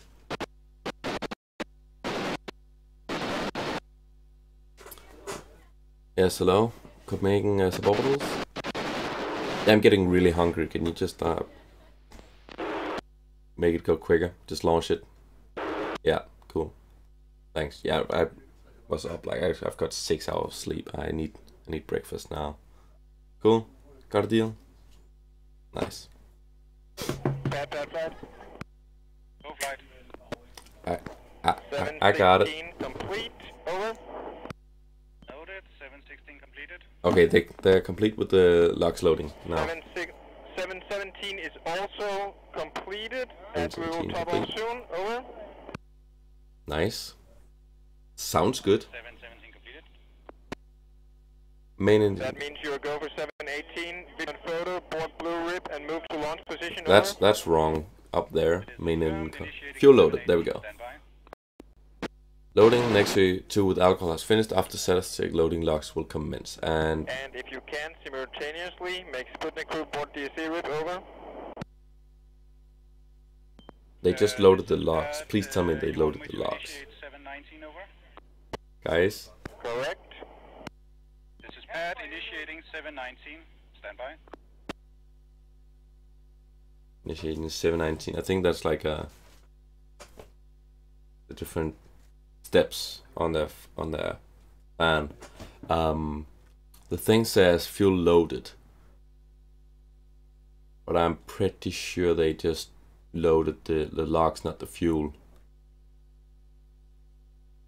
Yeah, people are getting off the boat now. Maybe they are starting the logs loading now. Because, I was wondering, there's a lot of people for the logs loading, but I guess that's what they're doing now. Okay. Makes sense, I guess. Maybe they're going. Okay, so the thing in the bottom there is saying it's loading logs. Go. Some bonus info from logs. Boil off rate is approximately 1 liter per minute. Over. Thank you. A boil off rate of 1 liter per minute. So if they just leave it on the pad for 1 minute, it's gonna boil off 1 liter of logs. Wow. That's a bunch. Like compared to how small the rocket is. I don't think that would be very much for, say, the Falcon 9. I don't actually know what that boil-off rate is. Okay, now we're on a hold again. Okay, I'm sad now that I just called them and made them go faster, and then I'm not even done with the logs loading. Now you see there's only like 3 people on the pad. 4 people. Go for 720, top off logs to 61 liters. 61 liters, over. This is Pad, 61 liters, confirm. 61, that's correct. 61 liters. They're having trouble standing still on it because there's so many waves. They are out in the big old ocean, so it's understandable. It's very hot out there, I think.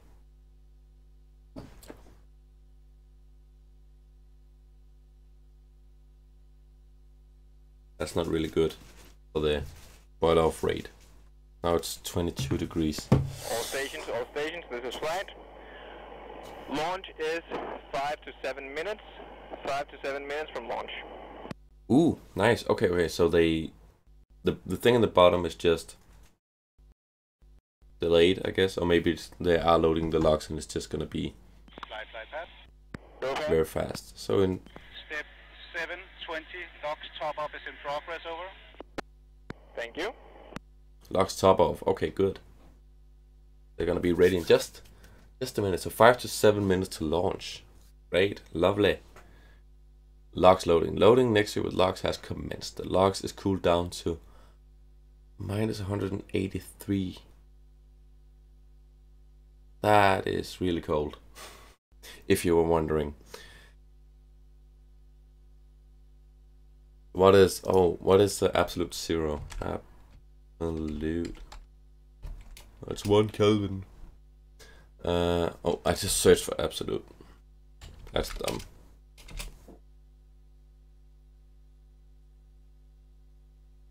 That is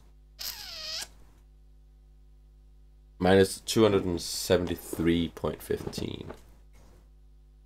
So yeah, 0 Kelvin. Much easier.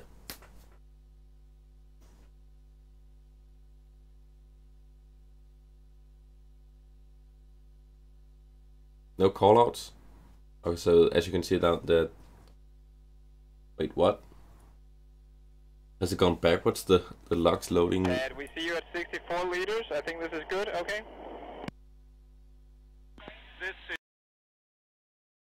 What's this thing bending over here? What's going on?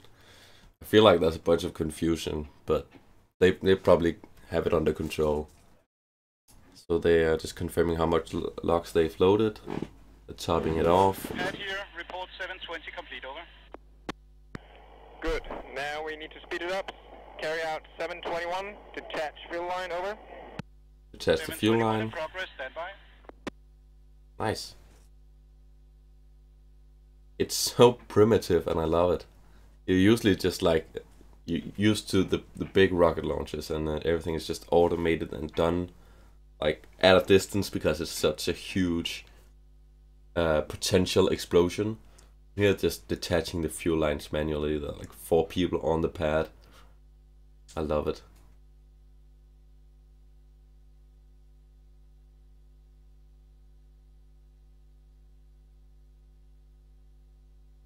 Fly pad. Go. Go. Report step 721 completed, over. Thank you. 722, evacuate Sputnik. Confirm. Over. Okay, so now they're gonna get up on out of there. Roger, this is Pat. I can confirm step 722 completed. I am last man standing on Sputnik, over. Last man standing. Then carry out 723, please. Over.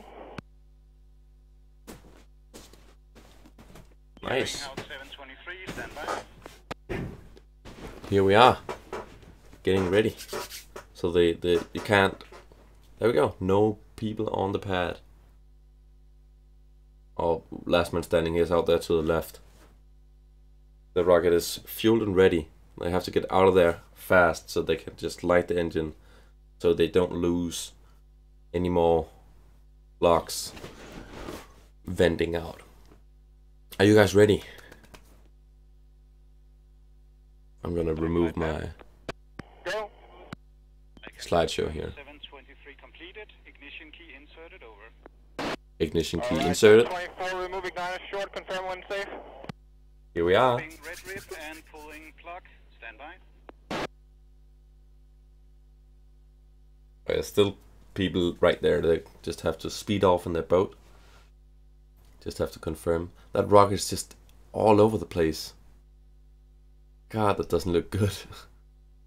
But I guess it's cool.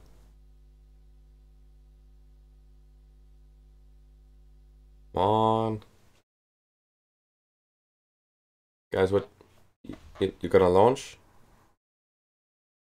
2. Thank you. Thank you, my. Okay, countdown to... Okay, so we're T-minus 60. 1 minute, they're gonna get the hell out of there. Lift off. Just okay, so now they recalculated the... with 30 seconds or something. Can you feel it? Can you feel the tension? We have no countdown, I don't know why. 15 seconds or something. We're gonna get a 10, 9, 8. They're still there. I'll lift off in just a bit. Dude, get out of there. Hvid rib, er I også på vægtskift? Hvid rib, we are in position. They're in position. What they said. Flight pad. Go. Go. Come on. If it just takes off. If it just takes off without a countdown, I'm gonna be at this point just like, whew, it's gone. Raketten er mere, og vi er på vej væk. It's armed and they're on the way. Tak for det. It's good that I can translate. Hey. Rocket is armed and they're on their way. Away.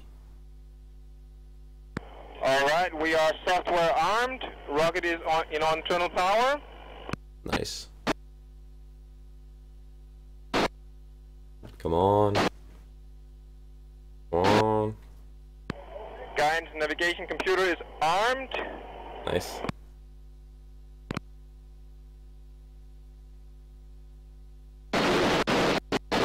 Video transmitter is high power. Everybody, go no go call. Stand by. ISO, go no go. I think it's just saying go, go. Go, DSC rib, go no go. This is DSC rib, we are go. Blue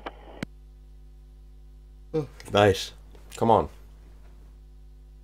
They are all go.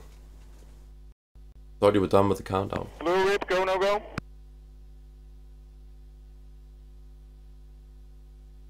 They're not at the count. They're at the go no go. Why are they? Yeah, all over that timeline. I think. Go. Fido. Fido's go. Guido. Guidance is go. Data. Data is go. We are go for launch. Auto sequence start about to start. I'm go as well. We are go for launch. Auto sequence start in 5, 4, 3, Here we are. 2, 1. T-minus 30 seconds and counting. T-minus 30 seconds. Okay, I thought it was about to launch it there. I was like, hold on. Can't just count down from 5 and then launch it. Dude. 20 seconds. 20 seconds. Here we are. This is it. Tanks pressurizing. Takes pressure. Fuel tank at flight pressure. T-minus 10 seconds. Lock tank at flight pressure. 5, 4, 3, 2, 1. Ignition. There we are. That sparks. Ignition. It's launched. It's cleared the pad. I can't see anything. Okay, that's the onboard cameras. That's what they worked on. That's a stable connection. Ooh, and a drone shot of nothing. That's so cool. 1,000 meters. A kilometer already. Can't see shit. Okay, there it is. It's just there. Nice. 2,000 meters. 2 kilometers. Ooh, it's going fast. So Max, 3,000 meters. it's gonna hit Max Kuhn just a bit. 4,000 meters. 5,000 meters. We have main engine cut off. Main engine cut off. It's gonna coast to about 6,000 meters.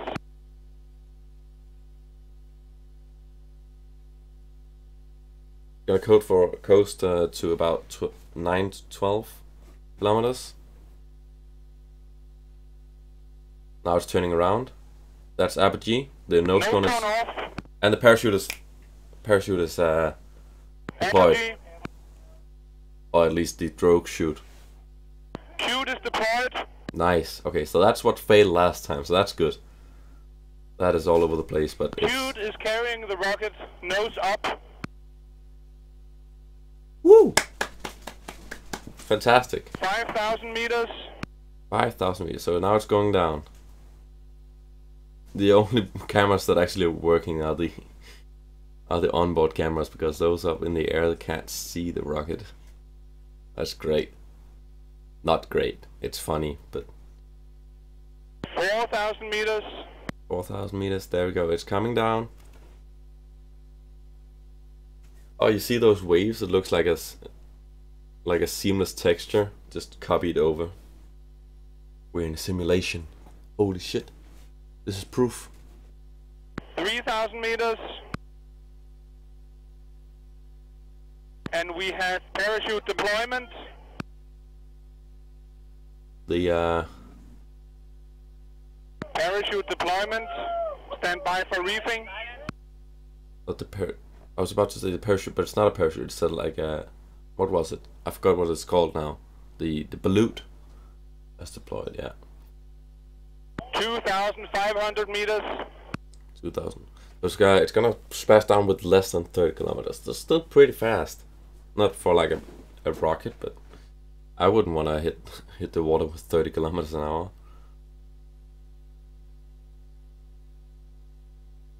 Fly pad over.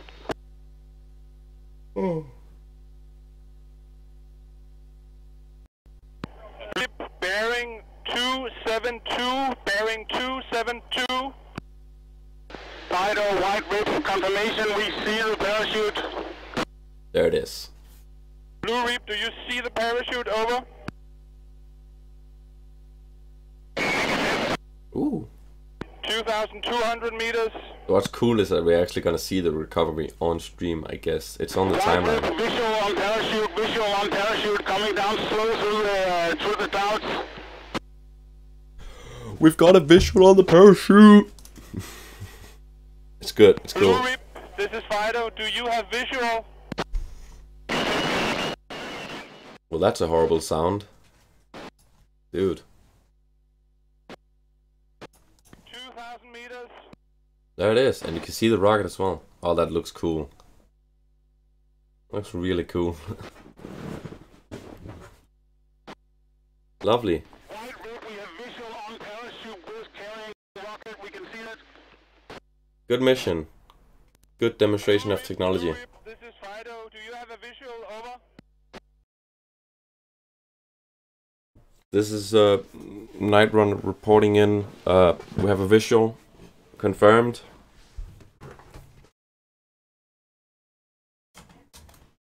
Cool. So yeah. I don't really know how. Is now bearing 83 from you. Bearing 83. I don't know. Oh God. Oh, stop. That sound is just horrible. Stop that. Okay, so I don't know how interesting the recovery is gonna be, but yeah, it was really cool. Good demonstration of technology. They're gonna.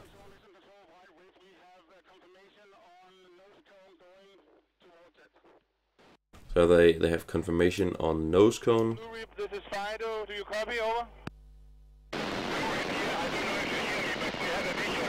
Oh God, yeah. Okay, so check out the description. You can donate to Copenhagen Suborbitals. That's how they're able to do this. They are a non-profit, or well, the profit is rocket launches. They use the money to do this, so that's really cool. So you can donate to them, and if you feel like I'm worth it, you could also donate to me. You can buy me a coffee. I ran out. You can buy me a coffee on my Buy Me a Coffee page. And there's also a link below that to just donate directly, and that'll show up on stream if you're into that. You're going to follow me on Twitter and Tumblr. You can check out the eye up in the corner. I don't know which it is. And that'll be a bunch of my content. You can see what I do normally. I haven't really covered a rocket launch before. Altitude is now 1,500 meters. Nice. I just felt like doing this because no, it's a Danish thing, and I'm Danish, so I feel like meters. that was like, that fitted quite well. 900 meters. Okay, so we're gonna see the splashdown here. Yeah, there's a bunch of people who joined. No one in the beginning, but then a bunch joined, and thank you for that. That was really cool. I hope you enjoyed it, and my extra commentary over theirs. They did their best, I did my best. Hope you enjoyed it. Please splash down now. I'm really hungry. 600 meters.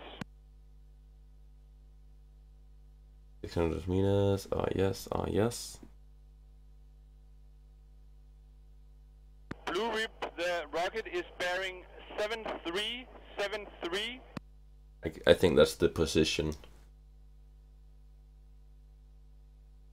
But I'm not sure. If you know what it is, you can kindly tell me, and we can all learn something. 350 meters. 300 meters. 350. Duh. Oh, you can see the waves.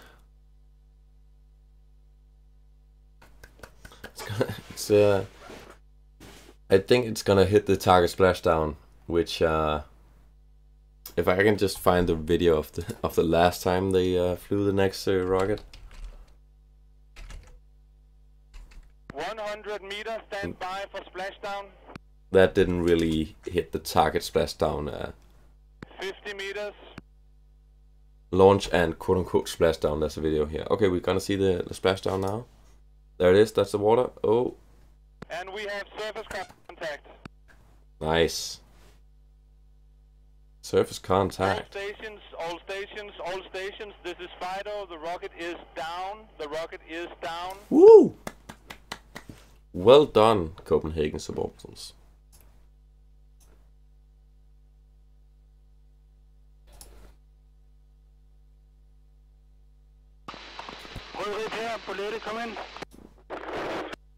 Okay, so now they're just gonna go Blue Rip.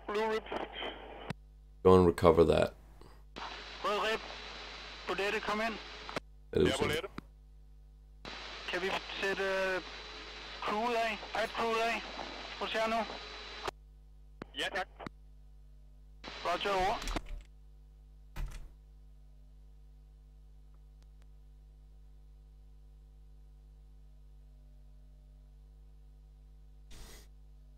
Cool. Okay, I'm just gonna put up this video here. This is the Nexø 1 rocket. Blå rip to flight. Take a look at this. There it is, and headed right for the ocean. And we have quote-unquote splashdown. That was a rough one. Flemming, jeg kan ikke garantere, at systemerne ombord på raketten er slukket.